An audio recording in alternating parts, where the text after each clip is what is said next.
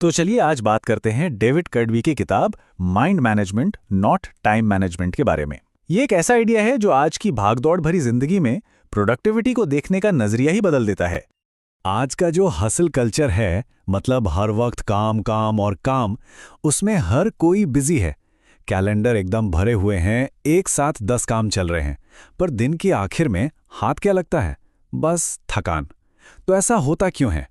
इस बात को समझने के लिए इसी किताब के लेखक डेविड कर्डवी की अपनी कहानी बहुत दिलचस्प है।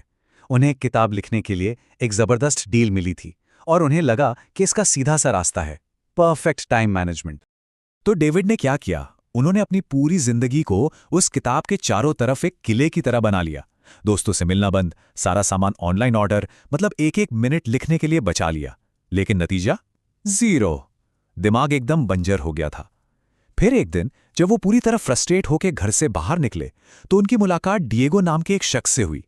बस 5 मिनट की हल्की फुल्की बातचीत हुई, लेकिन इस छोटी सी बातचीत ने जादू कर दिया।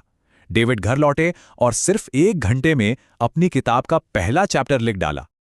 यही वो पल था जब डेविड को असलियत समझ आई। प्रॉब्लम समय की कमी की थी ही नहीं, असल मुद्दा था सही मेंटल स्टेट में ना होना। घंटे तो उनके पास बहुत थे, पर क्रिएटिव काम करने वाला माइंडसेट गायब था।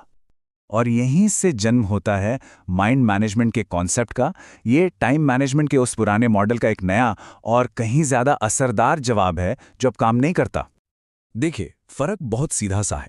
टाइम मैनेजमेंट ये पूछता है कि ठीक है, मेरे पास अभी 1 घंटा है, मैं इसमें क्या कर सकता हूं।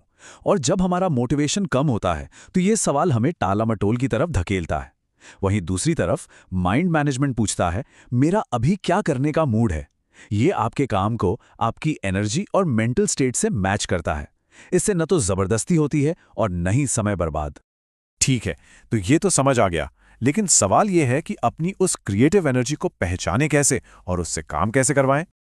इसका जवाब है क्रिएटिव स्वीट स्पॉट को ढूंढना। ये वो जादुई वक्त होता है जब हमारे दिमाग में सबसे बेहतरीन आइडिया आते हैं। अब इसे खोजने के लिए 2 तरह की सोच को समझना होगा।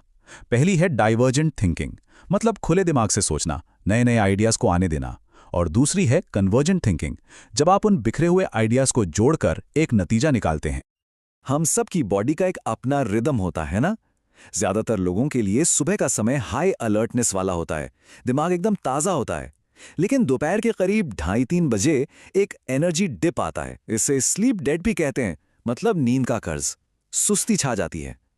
अगर हम अपने इस नेचुरल साइकिल को समझ लें तो हम अपने सबसे जरूरी काम को अपने सबसे एनर्जी वाले समय पर कर सकते हैं। और इसे पाने का एक बहुत ही कमाल का तरीका है, फर्स्ट आवर रूल।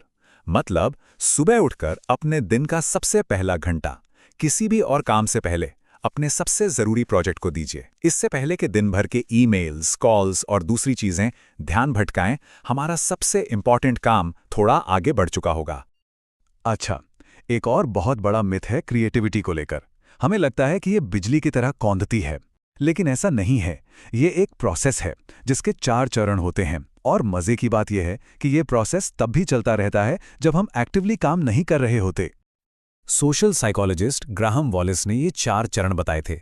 पहला है तैयारी, जहां हम प्रोजेक्ट से जुड़ी हर जानकारी इकट्ठा करते हैं। दूसरा है इंक्यूबेशन, मतलब जानबूझकर उस काम से ब्रेक लेना। फिर आता है इल्यूमिनेशन, वो यूरेका मोमेंट जब अचानक से जवाब मिल जाता है। और चौथा है वेरिफिकेशन, जहां हम उस आइडिया को परखते हैं, उसे और बेहतर बनाते हैं। इसका सबसे बेस्ट, सबसे फेमस एग्जाम्पल तो शायद पॉल मैकार्टनी का गाना येस्टरडे है। जानते हैं, इस गाने की धुन उन्हें सपने में आई थी। ये इंक्यूबेशन पीरियड के बाद इल्यूमिनेशन का एक परफेक्ट उदाहरण है। उनका दिमाग बैकग्राउंड में काम कर रहा था और सही समय पर बूम, जवाब सामने था। तो अब इन सब अलग अलग आइडियाज को जोड़कर एक ऐसा भरोसेमंद सिस्टम कैसे बनाया जाए जो हर बार हर प्रोजेक्ट में काम आए? चलिए देखते हैं। देखिए, हर काम के लिए एक अलग मेंटल स्टेट चाहिए होता है। माइंड मैनेजमेंट का असली मतलब है ये पहचानना कि अभी हम किस मेंटल स्टेट में हैं। क्या अभी एनर्जी जनरेट मोड में है, जहां कुछ नया बनाया जा सकता है, या फिर एक्सप्लोर मोड में, जहां बस यूं ही कुछ नया देखना है, या शायद हम थक चुके हैं और हमें रिचार्ज मोड की, यानी आराम की जरूरत है। अपने काम को अपनी मेंटल स्टेट से मैच करना ही असली प्रोडक्टिविटी है। चलिए डेविड कैरवी की जिंदगी का एक और किस्सा सुनते हैं। उन्हें अपने हीरो डॉक्टर रॉक का इंटरव्यू लेना था। यह उनके लिए जिंदगी का बहुत बड़ा मौका था। लेकिन जिस दिन इंटरव्यू था, कहानी में एक ट्विस्ट आया। उनके अपार्टमेंट में अचानक कंस्ट्रक्शन का काम शुरू हो गया और चारों तरफ भयंकर शोर। ये तो थी पहली मुसीबत। दूसरी मुसीबत ये कि डेविड उस शहर में बिल्कुल नए थे। उन्हें कोई अंदाजा नहीं था कि आखिरी मिनट पर इंटरव्यू रिकॉर्ड करने के लिए कोई शांत जगह कहाँ मिल सकती है। और सबसे बड़ी प्रॉब्लम तो ये थी कि डॉक्टर रॉक जैसे बेहद बिजी इंसान का शेड्यूल बदलना तो नामुमकिन था। एक पल को लगा कि ये सुनहरा मौका हाथ से गया। लेकिन ऐसे में क्या काम आया? डेविड का अपना क्रिएटिव सिस्टम। ये एक पहले से बनाया हुआ प्रोसेस है जो ऐसे मुश्किल हालात में रास्ता दिखाता है। पैनिक करने की बजाय इस सिस्टम ने उन्हें शांत रहकर एक एक करके प्रॉब्लम सॉल्व करने में मदद की और नतीजा, वो इंटरव्यू रिकॉर्ड करने में कामयाब रहे। तो चलिए अब इस पूरी बातचीत को समेटते हैं और देखते हैं कि हम इससे क्या सीख सकते हैं। सार बस इतना है, पहली बात, अपना माइंडसेट बदलिए। काम को घड़ी से नहीं, मूड से जोड़िए। दूसरी बात, अपनी एनर्जी के उतार चढ़ाव को समझिए और अपने सबसे अच्छे समय को प्रोटेक्ट कीजिए। तीसरी, क्रिएटिविटी के प्रोसेस पर भरोसा कीजिए, जिसमें ब्रेक लेना भी उतना ही जरूरी है जितना काम करना। और आखिरी, एक ऐसा सिस्टम तैयार कीजिए जो हर मुश्किल में आपका साथ दे। आज की दुनिया में हर कोई बस रफ्तार के पीछे भाग रहा है, कम समय में ज्यादा काम। लेकिन क्या हो अगर कामयाबी का असली राज भागने में नहीं बल्कि थोड़ा रुकने में हो, अपनी ऊर्जा को सुनने में और प्रोसेस का सम्मान करने में छिपा हो। शायद महान काम जल्दबाजी से नहीं बल्कि सब्र से होते हैं।